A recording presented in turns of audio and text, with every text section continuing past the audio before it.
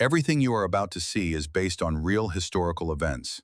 The people and scenes have been generated using artificial intelligence. This is classified history.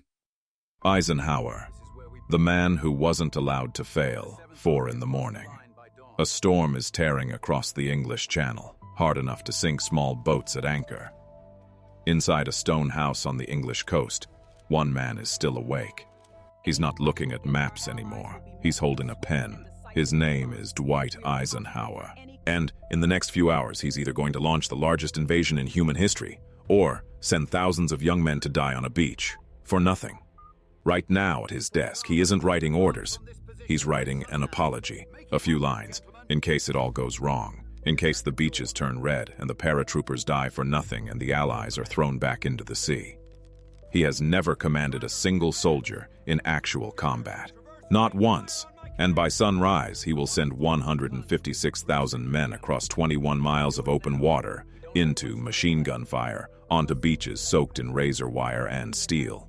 The fate of every democracy on Earth rests on a decision only he can make.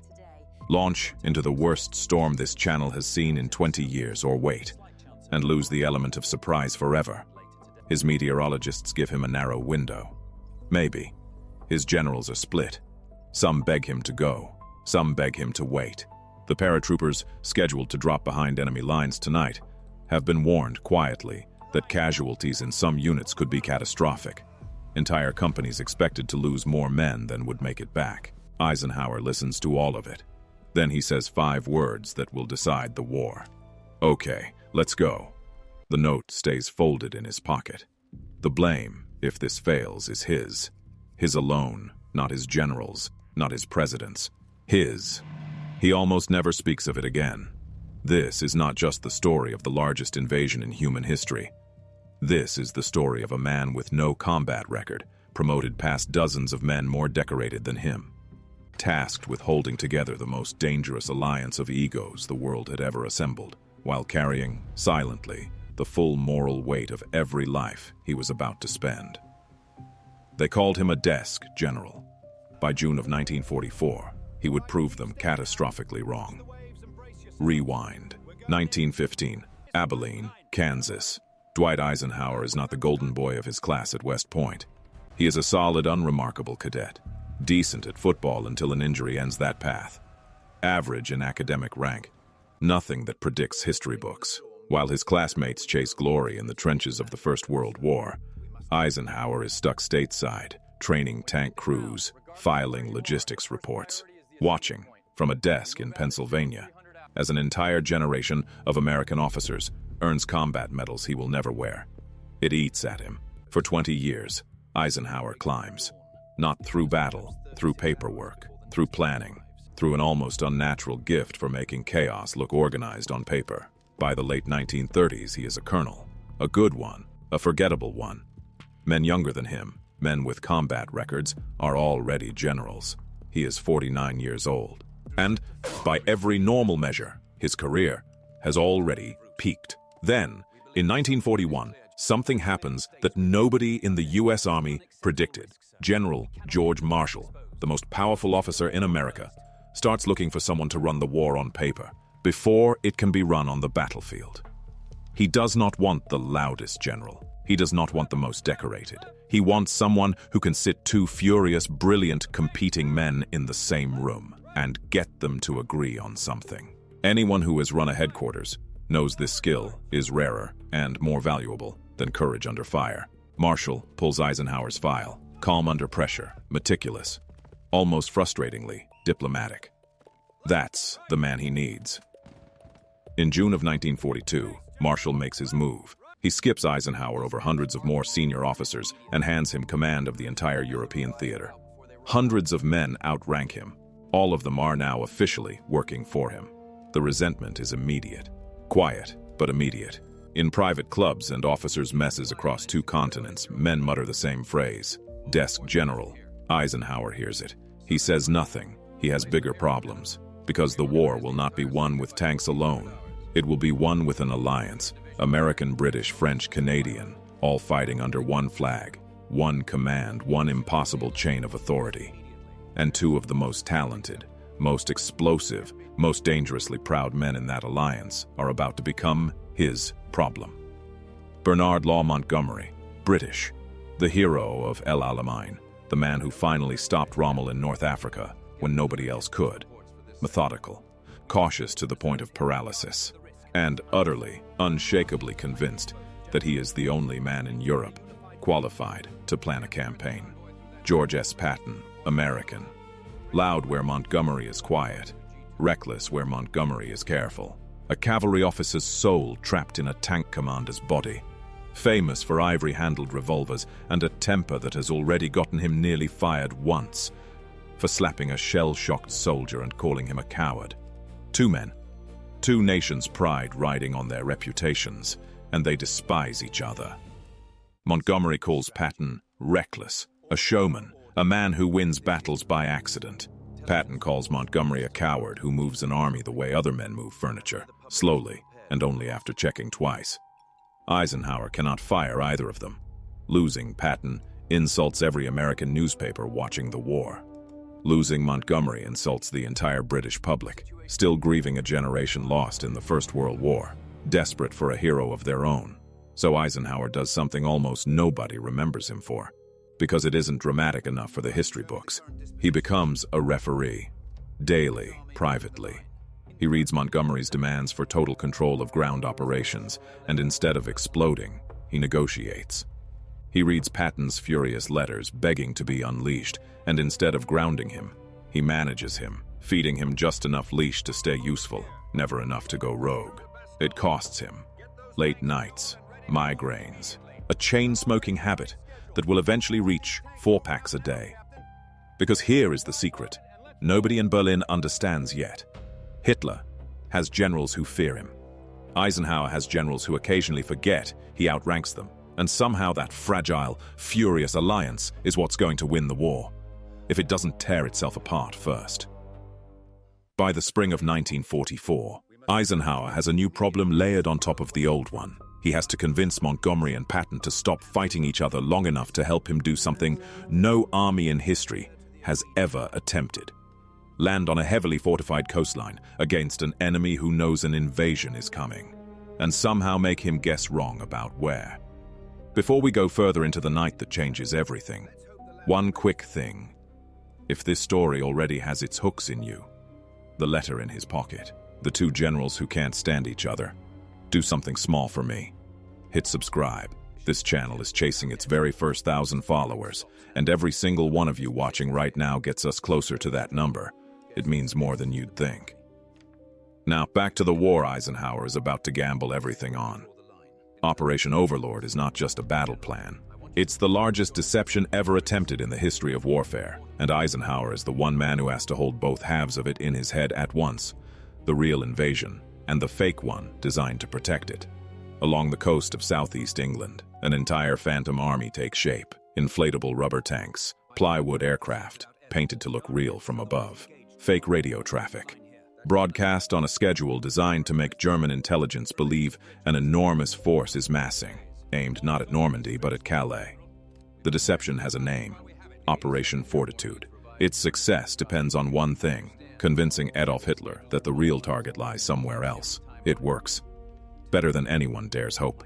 Even after the invasion begins, German command will hesitate, convinced Normandy is a decoy, holding back the reinforcements that could crush the landing in its first hours. But none of that matters if the weather doesn't break. By early June, a storm system rolls into the channel that threatens to sink the entire operation before a single boot touches sand. Landing craft capsizing in rough seas, paratroopers scattered miles off target by high winds, air support grounded, unable to fly. On June 4th, Eisenhower postpones the invasion 24 hours. The tension in Southwick House becomes almost unbearable. Thousands of men are already loaded onto ships, packed into cramped holds, seasick, waiting. Then, on the night of June 4th into the 5th, his chief meteorologist brings him something unexpected. A narrow gap, a brief clearing, maybe 36 hours wide, before the weather turns violent again. It is not a guarantee. It is a maybe. Eisenhower gathers his commanders in a small room. Some push to go, some push to wait. Everyone in that room understands that whichever way he decides, thousands of men will not survive the outcome. But waiting risks the Germans discovering the plan or the weather, closing the window for weeks, handing the enemy time to prepare defenses that could turn the beaches into a slaughterhouse. Eisenhower walks the room in silence for what witnesses describe as an agonizingly long stretch of time. Then, he speaks the words that launched the largest amphibious invasion in human history. "Okay, let's go."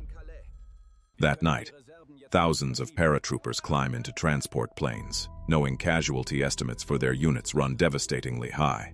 Hours before they board, Eisenhower does something few supreme commanders would bother doing. He walks among them personally. He shakes hands. He looks young men in the eye, knowing many of them will be dead by sunrise, and he hides every trace of dread behind a calm, almost paternal smile. At dawn, on June 6, 1944, the invasion begins. Omaha Beach becomes a nightmare of machine gun fire and mangled steel. Men die in the surf before they even reach dry sand. Elsewhere, the deception holds. German commanders, still half convinced Calais is the real target, delay sending reinforcements that could have turned the tide against the landing forces. By nightfall, the beaches are secured. The Atlantic Wall, Hitler's supposedly unbreakable coastal defense, has been broken in a single day. It comes at a staggering cost in lives. And somewhere behind the front lines, a folded note sits untouched in Eisenhower's coat pocket.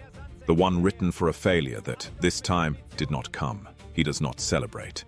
Reports of the dead are already arriving on his desk. The road to Berlin has been opened, but it has been paid for in a currency he will carry with him for the rest of his life. By December of 1944, the war looks nearly won. Allied forces are pushing steadily toward Germany. And that is exactly when Adolf Hitler gambles everything on one final desperate throw. In the frozen forests of the Ardennes, German armor tears through a thinly defended stretch of Allied lines, catching the Americans completely off guard. It is the opening of what will become known as the Battle of the Bulge. And for a few terrifying days, panic spreads through Paris and London. In the confusion, some staff officers even raise the possibility of pulling troops back from the line. Eisenhower gathers his commanders in a freezing conference room in Verdun. He does not let fear into the room. Instead, he reframes the disaster as an opportunity. If the Germans have committed their last reserves to this attack, and the Allies can trap them out in the open, it could shorten the entire war. He turns to George Patton, the man he has spent 2 years carefully managing, restraining, feeding just enough freedom to stay useful, and gives him an order that would be nearly impossible for any other commander to execute. Turn an entire army 90 degrees in the dead of winter and march to relieve the besieged town of Bastogne in days, not weeks. Patton does it. It becomes one of the most remarkable rapid maneuvers of the war. The German offensive breaks. The backbone of what remains of Hitler's army is shattered in the snow, but victory does not arrive clean. In April of 1945, as Allied forces push deeper into Germany, they begin uncovering something the war has kept hidden: concentration camps, piles of the dead, a horror so total that when Generals Patton and Bradley visit the camp at Ohrdruf, Bradley has to turn away. Physically sickened, Eisenhower does not turn away. He walks the grounds himself. He makes himself look at every detail. And then he gives an order that historians still point to today. He demands that intelligence officers photograph and film everything, that local German civilians be forced to walk through and help bury the dead, that as many witnesses as possible see this with their own eyes. He writes home with a kind of grim foresight that reads, almost like a warning sent forward through time, that he wanted first-hand evidence on record, in case a future generation ever tried to claim it was exaggerated, or that it never happened at all. Weeks later, on May 8, 1945, Germany surrenders unconditionally. The war in Europe is over. But even as celebrations erupt across 2 continents, Eisenhower is already looking east, toward Berlin, and toward an ally that is beginning to look less like a friend and more like the next threat. He makes a decision that will shape the next 50 years of global politics. Rather than spend American lives seizing a devastated capital, already promised to Soviet forces at the Yalta Conference, he holds his troops back and lets the Red Army take Berlin first. It is not a decision that wins headlines. It is the decision of a logistics officer. Still, even now, weighing cost against gain, refusing to spend lives on a symbolic prize that has already been given away. At the negotiating table, the general who was never supposed to see combat has just finished directing the largest coordinated military campaign in human history, and somehow his war is not over yet. It's about to change shape entirely. In 1953, the man once dismissed as a desk general becomes President of the United States. For 8 years, Dwight Eisenhower governs through the tensest years of the early Cold War. A nation newly rich, newly powerful, and quietly terrified of nuclear annihilation. To avoid bankrupting the country with a permanently massive standing army, Eisenhower builds a strategy resting on the threat of overwhelming nuclear retaliation, using the country's arsenal, less as a weapon he intends to use, and more as a silent deterrent, holding the peace in place through fear alone. He also builds something that outlives every speech he ever gives, a nationwide interstate highway system sold to the public as a convenience for drivers. But the old logistics officer in him never really left. Those highways were designed, in part, to move an army coast to coast in a hurry, if the Cold War ever turned hot. Then, on January 17, 1961, 3 days before leaving office, the five-star general who helped defeat fascism steps in front of a camera one final time. What he says next will echo for the rest of the century. He warns the country, his country, the one he spent his entire life defending, about a danger growing quietly inside its own borders. Not a foreign enemy, not a hostile army, a new permanent alliance between a massive standing military and an equally massive arms industry, each one feeding the other's growth, long after any real threat requires it. He calls it, in words that still get quoted today, the military-industrial complex. And he warns that if left unchecked, its influence could quietly outgrow the control of the very government meant to oversee it. It is a strange note to end on. The man who built the deception at Normandy, the man who ordered witnesses to document the camps, the man who managed Montgomery and Patton without ever raising his voice in public. His final warning to the world is not about an enemy overseas. It's about what his own country might become if it isn't careful.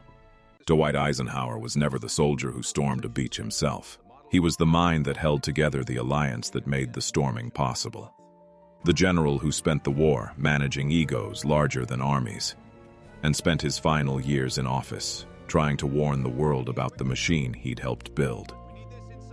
His legacy was never written in the battles he personally fought. It was written in the disasters he quietly prevented, and in the one final disaster he saw coming and tried, with his very last words in office, to stop before it started. Some decisions cross oceans the way that Folded Note once did, carried in silence, never meant to be read unless everything went wrong. If this story reached you tonight, drop a comment and tell us what part of the world you're listening from.